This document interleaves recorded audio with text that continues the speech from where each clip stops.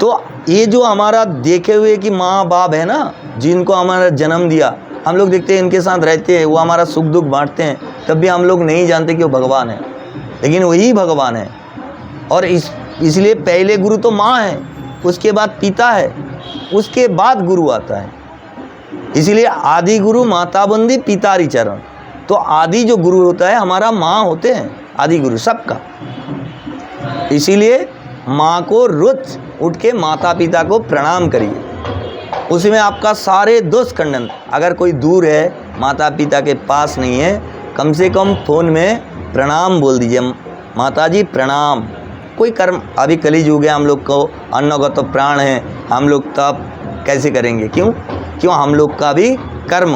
और अर्जुन को भी भगवान श्री कृष्ण ने यही उपदेश दिया था, जो हम लोग गीता 18 अध्याय पढ़ते हैं विश्व पर्व अंतर्गत, तो उसमें भी अर्जुन को यही उपदेश भगवान श्री कृष्ण ने दिया था कि ये सबको हमने मार के रखा है, तुमको बाण चलाना है, मतलब कर्म करना है। नहीं बोला तुम जाके भजन कीर्तन करो, कर्म तुमको पहले करना है। इसलिए कर्म करो, फल मिल ही जाएगा। तुम कर्महीन हो के धर्म नहीं मिल सकता, इसलिए सबको कर्म करना जरूरी होता है। इसलिए ये 18 अध्याय भगवान अपने मुंह से बोला था। टोटल महाभारत में 2 गीता है, एक हम लोग श्रीमद् भगवद गीता जानते हैं, और एक गीता है पितामह भीष्म ने राजनीति के ऊपर उपदेश दिया था धर्मराज युधिष्ठिर को, उसको भीष्म गीता कहते हैं। पूरा पॉलिटिक्स उसमें भरा हुआ है। अगर वो किसी ने पढ़ लिया तो सबसे बड़ा राजनीतिविद हो जाएगा। पॉल साइंस पढ़ने के लिए, पॉलिटिकल साइंस पढ़ने के लिए कोई यूनिवर्सिटी नहीं जाना पड़ेगा, वो बहुत ज्ञानी हो जाएगा, इतना ज्ञान है। और इसी प्रकार बाबा का जब विरह हुआ, बाबा ने जब माँ का ध्यान लगाया, तो माँ का ध्यान करते हुए बाबा ने धीरे धीरे शांत हुआ। जैसे हम लोग का माता जी का कोई भी है, तो हम लोग जब रोते हैं, बिलखते हैं, कुछ चीज़ नहीं मिलता है, शोकातुर होते हैं, हमारा माँ जब आ जाते हैं सामने, तो हम लोग प्रसन्न हो जाते हैं, हमारा सारे कष्ट, सारे बाधा, सारे कुछ खत्म हो जाता है, और हम लोग उसमें बहुत प्रसन्न बोध करते हैं कि मेरे माँ आ गई।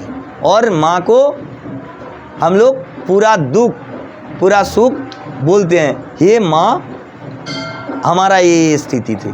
तो उसी प्रकार जब बाबा ने माँ को ध्यान किया, जो महाकाली दशात वाला जगत जननी जिन्होंने त्रिदेव को उत्पन्न किया था, तब बाबा ने भी अपना शोक माँ को बोल के, हम लोग लोकाचार में नहीं बोलते, अरे तुम्हारा दुख है किसी को बोल दो, दुख हल्का हो जाएगा। तो बाबा ने भी वो दुख जगत जननी, जगत माता, जगदम्बा, जो महाकाली को अपना ध्यानस्थ अवस्था में जैसे किया और बोला, उनका धीरे धीरे करके क्रोध शांत हो गया, सती का जो विरह है, दुख शांत हो गया, और धीरे धीरे ध्यान में लीन हो गए। और उसके बाद बाबा ने शिप्रा नदी के तट पे जाके उनका गुण कथन मनन करने लगे। और ये जो हमारा 21 अध्याय व 21वीं अध्याय है, ये हम लोग थोड़ा बड़ा है, काल पाठ करेंगे। और आज यहाँ तक है। काली काली कहिए, काली काली कहिए, काली काली कहिए, हाथ जोड़ के सही बोलिए। नमः अज्ञानं तिमिरन्धस्य ज्ञानाञ्जन शलाकया चक्षुर उन्मीलितं येन तस्मै श्री गुरवे नमः। नमः एकदन्तं महाकायं हेरम्बं प्रणमम्यहं सर्वविघ्न विनाशाय श्रीगणाधि पतये नमः।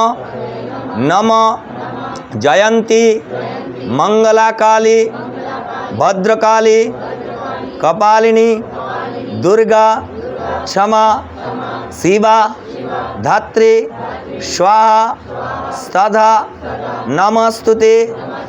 नमः अज्ञानं कृतयं कर्मं नाशय देव देव नम हर पापं हर शोकं हर दुःखं हर मारिं हर खान्तिं हर भ्रान्तिं हर हर प्रिय नम शरणागत दीनार्थ परित्राण परायणे सर्वसार्थी हरे देवी नारायणी नमस्तुते नम सृष्टि स्थिति विनाशानां शक्तिभूते सनातनी गुणाश्रये गुणमये नारायणी नमस्तुते नम कालिके वै नमः।